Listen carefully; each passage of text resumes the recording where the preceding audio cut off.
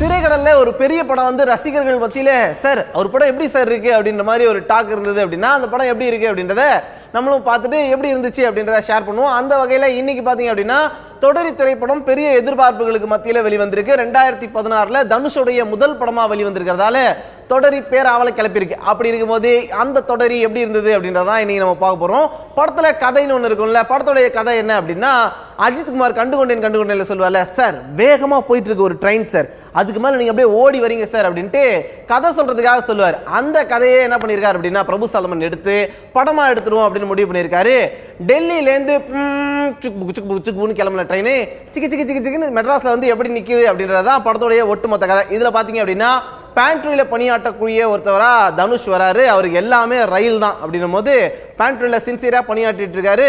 ஒரு touch up கேர்ளா வரக்கூடிய கீர்த்தி சுரேஷை ஒரு இடத்துல பாக்குறாரு. பார்த்த உடனே டெல்லியில இருக்க இந்த ட்ரெயின் மெட்ராஸுக்கு போறதுக்குள்ள, அதிலும் குறிப்பா தடாவை தாண்டா அவங்க இறங்கிடுவாங்க அப்படின்றதுக்குள்ள தடாவுக்குள்ள ஒரு தடாவை போட்டு எப்படியாவது கீர்த்தி சுரேஷை தூக்கணும் அப்படின்னு முடிவு பண்றாரு. அப்படியே ட்ரெயின் போய்கிட்டே இருக்கு. கொஞ்சம் கொஞ்சமா அவரும் வைரமுத்து வாய்ஸ்ல எல்லாம் பேசி முன்னேறி போய்கிட்டு இருக்கும் போது ஒரு சில அசம்பாவிதங்களால ட்ரெயின் நிக்காம போய்கிட்டு இருக்கு. கடைசியில ட்ரெயினை நிறுத்தினாங்களா, காதல் சேர்ந்துச்சா அப்படின்றதுதான் படத்தோட கதை. அப்பா இது சொல்ற ஒரே ட்ரெயின் போயிட்டே இருக்குது, அது கதை நல்லா இருக்குமா அப்படின்னு நீங்க கேட்கலாம். கதையை பார்த்தீங்க அப்படின்னா அப்படி சீனா நகர்த்தி இருக்காரு. எந்தெந்த இடத்துல காமெடி வேணுமோ அதெல்லாம் கரெக்டா கட் பண்ணி பிரபு சாலமன் வச்சிருக்கும் போது படத்துல என்னென்னலாம் பிளஸ் என்ன மைனஸ் அப்படின்னா படத்துடைய பெரிய பிளஸ் கீர்த்தி சுரேஷ் தான். எடுத்த உடனே மேக்கப் போடாம காட்டும் போது நாப்பா இது ரெமோ படத்துக்காக அவ்வளோ மேக்கப்ல வந்திருந்தாங்க ட்ரைலர்ல, இதுல மேக்கப்பையே காணும் அப்படின்னு பார்த்தா போது பெர்ஃபார்மன்ஸை மேக்கப் இல்லாமலே கொடுத்து பிச்சு உதறி இருக்காங்க. ட்ரெயின்ல அந்த இன்ஜின் பக்கத்துல அவங்க மாட்டிக்கிட்டு சீனுக்கு சீன் அவங்க ரியாக்ட் பண்ணக்கூடிய விஷயங்கள், அவங்க யதார்த்தமா வெகுலியா அவங்களுடைய எக்ஸ்பிரஷன்ஸ் எல்லாம் பார்த்து ரசிகர்கள்லாம் வாவ் சூப்பர் கீர்த்தி சுரேஷ் அப்படின்னு இங்க இருந்து விசில பறக்க விட்டுருக்காங்க. அது மட்டும் இல்லாம பிரபு சாலமன் வந்து எல்லா படத்துலயும் ஹீரோயினை எப்படியாவது அப்படி முடிச்சிருவார்ல, அந்த மாதிரி எதுவும் கீர்த்தி சுரேஷை பண்ணிடுவாரோ அப்படின்னு கடைசி வரைக்கும் பரபரப்பா பார்க்க விடுற அளவுக்கு கீர்த்தி சுரேஷ் அந்த அளவுக்கு கியூட்டா ரசிகர்களை இழுத்து வச்சிருக்காங்க. ஆமா கடைசியில கீர்த்தி சுரேஷ்க்கு என்ன ஆச்சு அப்படின்னு நீங்க கேட்கலாம். படத்துல போய் பாருங்க. படத்துடைய மிகப்பெரிய பலம் தனுஷ். இந்த மாதிரி ஒரு படத்துக்கு ட்ரெயின்லயே படம் போகுது சார் அப்படின்னும் போது பட்ஜெட் படத்துக்கு பெருசாயிடும். இந்த மாதிரி ஒரு பெரிய பட்ஜெட்டுக்கு ஒரு பெரிய ஹீரோ வேணும். பெரிய ஹீரோ வேணும் அப்படின்னும் போது சார் ஃபர்ஸ்ட் சாங்க நான் ட்ரெயினுக்கு மேலே ஏறி ஆடுவேன் சார், அப்படியே செம்ம குத்துறேன். அடுத்தா பாத்தீங்க அப்படின்னா ட்ரெயினுக்குள்ள ஒரு பெரிய ஃபைட் அப்படியே தெருக்கி வரும் எந்திரன் மாதிரி அப்படின்லாம் சொல்லாம டைரக்டர் என்ன சொல்றாரோ அதை கேட்டு தனுஷ் பண்ணியிருக்கிறதே படத்துக்கான பெரிய பலம். அவருக்கு பாத்தீங்க அப்படின்னா ஓப்பனிங் சாங்லாம் கிடையாது. ஃபர்ஸ்ட் கீர்த்தி சுரேஷை பார்த்த உடனே ஒன்றும் புரியல அப்படின்னு பாட்டு பாடிக்கிட்டு இருக்காரு. வழக்கமா பிரபு சாலமன் படம் அப்படின்னா ஒன்றும் புரியலன்னு யாராவது பாடணும் போல இருக்கு. அது மட்டும் இல்லாமல் பாத்தீங்க அப்படின்னா படம் பூரா வந்து ஒரு கட்டத்தில் தனுஷ் ஒரு இடத்துல அரெஸ்ட் பண்ணி வச்சிருவாங்க. ஒரு ஹீரோவை அரை மணி நேரமா ஒரு இடத்துல பூட்டி வச்சுட்டு கதை நகருது அப்படின்னா அதுக்கு ஒரு ஹீரோ ஒத்துக்கிறதே பெரிய விஷயம் தானே. அந்த அளவுக்கு வந்து தனுஷ் இறங்கி வந்து நடிச்சிருக்காரு அப்படின்னு சொல்லணும்.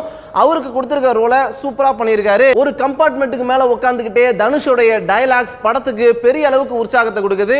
குறிப்பா கீர்த்தி சுரேஷோட அவருடைய காதல் மொழிகள் பாத்தீங்க அப்படின்னா ரசிகர்கள் எல்லாத்தையும் பயங்கர உற்சாகமாக்கிடுது. இவர் ப்ரப்போஸ் பண்ணும்போது தியேட்டர்ல கிடைக்கக்கூடிய அப்ளாஸே இவங்களுடைய கெமிஸ்ட்ரிக்கு எந்த அளவுக்கு பெரிய வரவேற்பு கிடைச்சிருக்கு அப்படின்றத காட்டுது. படத்துல இன்னொரு பெரிய பிளஸ் அப்படின்னா இசையமைப்பாளரான இமான். எப்பயுமே பிரபு சாலமன் இமான் கூட்டணி அப்படின்னா அது பிச்சு உதறும் அப்படின்னு எல்லாருக்கும் தெரியும். அந்த மாதிரி ஒரு ரோல் இங்க பண்ணியிருக்காரு. ஆரம்பத்தில் பார்த்தீங்க அப்படின்னா ஃபர்ஸ்ட் ஹாஃப்ல சாங்லாம் என்னப்பா இது இப்படி இருக்கு அப்படின்ற மாதிரி பார்க்கும்போது செகண்ட் ஹாஃப்ல திடீர்னு போன உசுறு அப்படின்னு ஓப்பன் பண்ணோன்னே தியேட்டர்ல கிளாப்ஸ் அள்ளுது. ஒரு பாட்டுக்கு தியேட்டர்ல கிளாப் வருது அப்படின்றது பெரிய விஷயம். அது மட்டும் இல்லாம படத்துல பாத்தீங்க அப்படின்னா பின்னணி இசையை ரொம்ப அழகா காட்சி ஒவ்வொரு காட்சியும் நகர்த்துறதுக்காக இமான் பெரிய அளவுல உதவி இருக்காரு அப்படின்னு சொல்லணும். காரணம் என்னன்னா ஒரே ட்ரெயின் எப்படி பார்த்தாலும் ஒரே பேக்ரவுண்ட் தான் வரப்போகுது. அந்த மாதிரி நேரத்துல போர் அடிக்காம இருக்கிறதுக்கு இமானுடைய இசை பெரிய அளவுல ஹெல்ப் பண்ணிருக்கு அப்படின்றதே படத்துக்கு பெரிய பலம் தான். தொடரி படத்துடைய பலங்கள்ல முக்கியமான பலம் என்ன அப்படின்னா படத்துல பண்ணியிருக்கக்கூடிய கிராபிக்ஸ் ஒர்க். இந்த கிராபிக்ஸ் ஒர்க்குக்காக தான் ரிலீஸ் இவ்வளவு தூரம் தள்ளி போச்சு அப்படின்றதால அப்படி என்னதான் பண்ணிருக்காங்க அப்படின்னு பார்த்தா உண்மையிலேயே நல்லா பண்ணிருக்காங்க அப்படின்றது தெரியுது. பெரும்பாலான இடங்கள்ல இது சிஜி அப்படின்றது தெரியற அளவுக்கு பண்ணல. ட்ரெயின்ல டான்ஸ் ஆடும் போது மட்டும் இங்கெல்லாம் கிராபிக்ஸ் பண்ணிருப்பாங்களோ அப்படின்னு தோன்றதை தவிர்க்க முடியல அப்படின்னாலும் கிளைமாக்ஸ்ல எல்லாம் கிராபிக்ஸ்ல பிச்சிட்டாங்க. பரவாயில்ல, ஒரு தமிழ் படத்துல இந்த அளவுக்கு தத்துரூபமா சிஜி பண்ணிருக்காங்க அப்படின்னு பார்க்கும்போது புல் அரிக்குது. அந்த அளவுக்கு வந்து பிரபு சாலமன் கிராபிக்ஸ்ல நல்ல எக்ஸ்போர்ட் ஆயிருக்காரு அப்படின்றது இந்த படத்து மூலமா தெரியுது. ஏற்கனவே கும்கி படத்துல யானை சண்டை போடும் போதெல்லாம் இது பொம்மையானே அப்படின்னு குழந்தைங்களே கண்டுபிடிக்கிற அளவுக்கு இருந்துச்சு. அதெல்லாம் தாண்டி இந்த படத்துடைய கிளைமாக்ஸ்ல வரக்கூடிய சிஜி பல பேரையும் சிலிர்க்க வைக்குது. அதுக்காகவே சிஜி டீமுக்கும் பிரபு சாலமனுக்கும் வாழ்த்துக்கள். படம் அப்படி அப்படின்னு சொல்லிட்டே போறீங்களே, படத்துல எதுவும் குறையே இல்லையா அப்படின்னா படத்துல ஒரு சில குறைகள்லாம் இருக்கு. அதுல பாத்தீங்க அப்படின்னா ஃபர்ஸ்ட் ஹாஃப் ரொம்ப பெருசா இருக்க மாதிரி இருக்கு. ஃபர்ஸ்ட் ஹாஃப் பாத்தீங்க அப்படின்னா கிட்டத்தட்ட 1.25 மணி நேரம் 1.5 மணி நேரம் ஓடுது. அவ்வளவு நேரம் நீங்க படத்துல உட்காந்து வெளியில வரும்போது ஃபர்ஸ்ட் ஹாஃபே ஒரு படம் பார்த்த மாதிரி இருக்கு. அந்த இடத்துல கீர்த்தி சுரேஷோட அந்த பில்டப் சாங்லாம் தேவையா அப்படின்னு நிறைய பேர் பேசிக்கிட்டு இருந்தாங்க. பிரபு சாலமன் சார்ட்ட அதை சொல்லணும் அப்படின்னு நினைச்சேன். அது மட்டும் இல்லாம பாத்தீங்க அப்படின்னா ஒரு சில இடங்கள்ல எது காமெடி எது சீரியஸ் சீன் அப்படின்னு தெரியாத அளவுக்கு நகர்ந்துகிட்டு இருக்கு. என்எஸ்டி ஆபீசர்ஸ் வந்து என்கொயரி பண்ணும்போது கருணாகரன் மாதிரியான ஆட்கள் காமெடியா சொல்லிக்கிட்டு இருக்காங்க அப்படின்றது என்எஸ்டி ஆபீசர்ஸையுமே கிண்டல் பண்ற மாதிரி இருக்கு அப்படின்னு ஊருக்குள்ள பேசிக்கிறாங்க. படத்துல பிரபு சாலமன் அவருக்கு யார் யாரெல்லாம் பிடிக்காதோ அவங்க எல்லாம் ட்ரோல் பண்ணிட்டாரோ அப்படின்னு ரசிகர்கள் யோசிக்கிற வரைக்கும் நிறைய சீன் வருது. என்எஸ்டி ஆபீசர்ஸ் மேலயும் போலீஸ் ஆபீசர்ஸ் மேலயும் என்ன கோவம் அப்படின்னு தெரியல. அவங்களாம் லாஜிக்காவே யோசிக்க மாட்டாங்களோ அப்படின்ற மாதிரி நிறைய சீன்ஸ் இருக்கு. நாசர் ஒரு சீன்ல பேசி ஒரு விஷயத்தை கரெக்ட் பண்ணாலும் கூட அங்கங்க அவங்க பண்ணக்கூடிய செயல்கள்லாம் இப்படியா இருப்பாங்க அப்படின்னு யோசிக்க வைக்குது. ஒரு என்எஸ்டி செக்யூரிட்டி ஆபீசர் எப்படி இருப்பாரு, ஆனா அவர் பாத்தீங்க அப்படின்னா அவருடைய ஃபிட்னஸ் பத்தி கவலைப்படாம மாத்திரையை சாப்பிட்டு யாரை பார்த்தாலும் அடிச்சிருவாரோ அப்படின்னு யோசிக்க வைக்கிறதுலயும் அவர் வில்லன் அப்படின்றதுக்காக அவருடைய என்எஸ்டி ஆபீஸ் ரூல்ஸ் எல்லாம் மிஸ் பண்ணிடுவாரோ அப்படின்னு யோசிக்க வைக்கிற அளவுக்கு ட்ரோல் பண்ணிருக்காங்க. அதே மாதிரி மலையாள மொழி பேசக்கூடிய மக்கள் மேல ஏதோ பிரபு சாலமனுக்கு கோவம் இருக்கு அப்படின்னு சொல்ற மாதிரி யோசிக்கிற மாதிரி நிறைய விஷயங்கள் அங்கங்க வருது. அது பஞ்சுக்காக கிளாப் பண்றதுக்காக வச்சாலும் கூட ஏன் அப்படிலாம் வச்சிருக்காங்க அப்படின்னு யோசிக்குது. இதை தாண்டி நியூஸ் சேனல்ஸையும் வந்து செம்மையா ஓட்டிருக்காரு அப்படின்றது தெரியுது.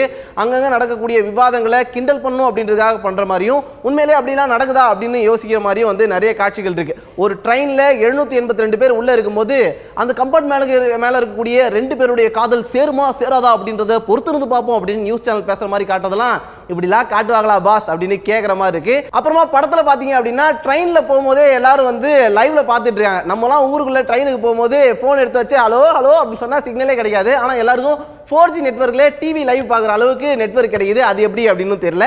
அதையும் சொன்னீங்க அப்படின்னா அது எந்த சிம் கார்டுன்னு சொன்னீங்கன்னா மக்கள் எல்லாரும் வாங்கி போட்டுக்குவாங்க அப்படின்னு தியேட்டருக்குள்ளேயே பேசிக்கிட்டாங்க. அந்த மாதிரியான லாஜிக் விஷயங்கள்ல இன்னும் கொஞ்சம் கவனம் செலுத்திருந்தா தொடரி அப்படின்றது இன்னும் கொஞ்சம் வேகமா ஓடி இருக்கும். ஒட்டுமொத்தமா படத்தை பத்தி என்னப்பா சொல்ற அப்படின்னா இந்த ட்ரெயின் பாத்தீங்க அப்படின்னா டெல்லியில கிளம்பி நாக்பூர் வரைக்கும் அதாவது பிரேக் வரைக்கும் கொஞ்சம் ஸ்லோவா தான் ஓடி வருது. செகண்ட் ஹாஃப்ல எடுக்கக்கூடிய வேகம் சும்மா சிட்டி செங்கல்பட்டு அப்படின்னு கரகர கரகர குடு குடு குடுன்னு வேகமா ஓடிக்கிட்டு இருக்கு. அதனால செகண்ட் ஹாஃப் பாக்குறதுக்காக ஃபர்ஸ்ட் ஹாஃப்ல கொஞ்சம் பொறுமையா உட்கார்ந்துருக்க வேண்டியதா இருக்கு. அதையும் இன்னும் கொஞ்சம் வேகப்படுத்திருந்தாங்கன்னு வச்சுங்களேன் ட்ரெயின் சும்மா மின்னல் வேகத்துல பறந்துருக்கும். இது மெட்ரோவெல்லாம் தாண்டி புல்லட் ட்ரெயின் வேகத்துல போயிருக்க வேண்டிய ட்ரெயின் இருந்தாலும் நல்ல ஒரு எக்ஸ்பிரஸ் வேகத்தில் தான் போகுது அப்படின்றதால ஒரு நல்ல எக்ஸ்பீரியன்ஸ்க்காக வெயிட் பண்ணி இந்த படத்தை பார்க்கலாம். தியேட்டருக்குள்ள போறது அப்படின்றதே வந்து ட்ரெயினுக்குள்ள போற மாதிரி தான் இருக்கு. கால் எடுத்து ட்ரெயினுக்குள்ள வச்சிங்க அப்படின்னா நல்ல வேகமா போற ஒரு ட்ரெயின்ல பயணம் செஞ்ச ஒரு எக்ஸ்பீரியன்ஸ் உங்களுக்கு கிடைக்கும். மார்க் பண்ணும் அப்படின்னா மார்க்லாம் எதுக்கு, ஜாலியா போய் பார்க்கணும் அப்படின்னா படத்தை போய் பார்த்து என்ஜாய் பண்ணலாம்.